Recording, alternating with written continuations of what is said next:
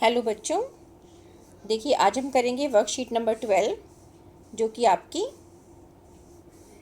भोजन के घटक ये बताएगी। इसमें आपके कंपोनेंट्स ऑफ फूड में हमने लास्ट क्लास में प्रोटीन और कार्बोहाइड्रेट किए थे। अब भोजन के घटक में आज हम करेंगे वसा।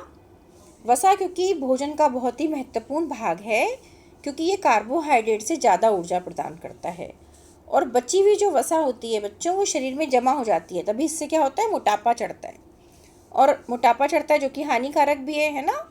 और कुछ जीवों में तो टेंडेंसी होती है कि वो अपने शरीर में वसा को जमा कर लेते हैं और सुप्तावस्था में चले जाते हैं, जैसे भालू और गिलहरी। ये सो गए, फिर इसमें इनको इकट्ठा कर लिया इन्होंने और इसमें से ऊर्जा को प्रयोग करते रहते हैं। तो इसका मतलब, और इंसान में भी ऐसा होता है, शरीर में वसा जमा हो गई, मोटापा बढ़ गया। तो इसका मतलब कि एक बड़ा ऊर्जा स्रोत जो है वो क्या है, वसा है। अब दो प्रकार के स्रोत होते हैं बच्चों। वसा कहाँ कहाँ से, स्रोत का मतलब जहाँ से हमें वसा प्राप्त होगा, जंतुओं से या पादप से, मीन्स पेड़ पौधों से। तो जंतुओं के सोर्स में आप देखिए कॉड लिवर ऑयल, मक्खन, घी, पनीर, दूध, मांस। इसी तरह से अगर हम पौधों से देखें तो मूंगफली, सोयाबीन, सूरजमुखी, जो भी तेल वाली चीज़ें जिससे हमें तेल मिलता है, जैतून का तेल, नारियल का तेल, अलग अलग प्रकार के सूरजमुखी का तेल, ये सब चीज़ें वसा के स्रोत हैं। अब यहाँ पर हम देखें, और कई बार आपने बच्चों देखा होगा कि कई बार मम्मी ने पराठा दिया और कागज़ में अगर आप पेपर के अंदर रैप करते हैं या पूरी आपने पेपर के ऊपर रखी, पकोड़े तले उसके ऊपर रख दिए, तो नीचे वाला जो कागज़ है वो चिकना चिकना सा ट्रांसलूसेंट सा हो जाता है, थोड़ा थोड़ा सा। आपने ऑब्जर्व किया है ना। तो वो किस कारण से होता है बच्चों, वसा की उपस्थिति के कारण। तो ऐसे ही आप टेस्ट करके देखते हैं वसा के परीक्षण में कि खाने की चीज़ों में अगर वसा है तो कागज़ पर हम उसको अगर रगड़ कर देखेंगे, कागज़ तेलीय हो गया, पारभासी हो गया, इसका मतलब उस पदार्थ में, उस भोज्य पदार्थ में वसा प्रेजेंट है। ओके। अब यहाँ पर देखो पिक्चर दिखाइए बच्चों, ये देखिए खराब वसा की। जंक फूड जितने भी होते हैं उसके अंदर जो फैट्स है वो बहुत ही हार्मफुल होती है बॉडी के लिए, आपको फैटी कर देगी। तो पिज़्ज़ा, बर्गर, ये चीज़ें जो होती हैं, नूडल्स वगैरह में जो वसा डली होती है वो आपके लिए हार्मफुल होती है।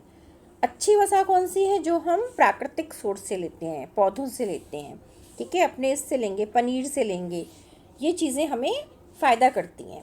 तो क्वेश्चन में पूछा है बच्चों, जब किसी खाद्य पदार्थ से लिपटा कागज़ चिकना और पारभासी हो जाता है तो इसका मतलब क्या है कि पौधे, उसमें खाद्य पदार्थ में वसा जो है वो उपस्थित है। ठीक है। अब देखिए सही मेल करें, सेम को प्रोटीन से मिलाया है क्योंकि सेम से प्रोटीन मिलता है। तो बच्चों मक्खन से क्या मिलेगी, वसा। तो यहाँ पर आप लिखेंगे वसा। अब नेक्स्ट क्वेश्चन में देखिए कि जानवरों और पौधों से प्राप्त होने वाली खाद्य वसा के स्रोत का नाम बताओ। कोई भी स्रोत आप लिख देंगे। जानवरों से प्राप्त होने में आप कॉड लिवर ऑयल दे सकते हैं, दूध दे सकते हैं, और मूंगफली और सोयाबीन आप पादप के स्रोत में लिख सकते हैं। ठीक है। अब नेक्स्ट क्वेश्चन आप देखिए, अच्छे और बुरे वसा वाले भोजन का एक एक उदाहरण। तो ये देखिए बुरा भोजन जो दिखाया है जंक फूड में, आप देख रहे हैं पिज़्ज़ा, बर्गर, पैटीज़, ये सब आ जाती हैं। अच्छी वसा क्या है, जो हमें प्राकृतिक स्रोत से मिलती है, जिसमें मूंगफली, सोयाबीन, ये सब आता है। अब देखिए वसा हमें कार्बोहाइड्रेट से अधिक ऊर्जा देता है। ये क्वेश्चन नंबर 5 में पढ़ रही हूँ, इसमें सही गलत बताना है। तो ये बात सही है कि वसा हमें कार्बोहाइड्रेट से अधिक ऊर्जा देता है।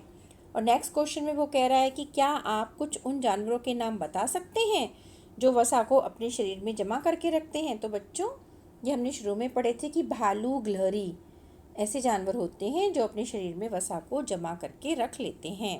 ठीक है। तो ध्यान से आप पढ़ेंगे और अगर वीडियो से समझेंगे तो आप सारे आंसर्स अच्छे से लिख पाएंगे बच्चों। ओके क्लास 6, ठीक है, चलिए, ओके, थैंक यू बच्चों।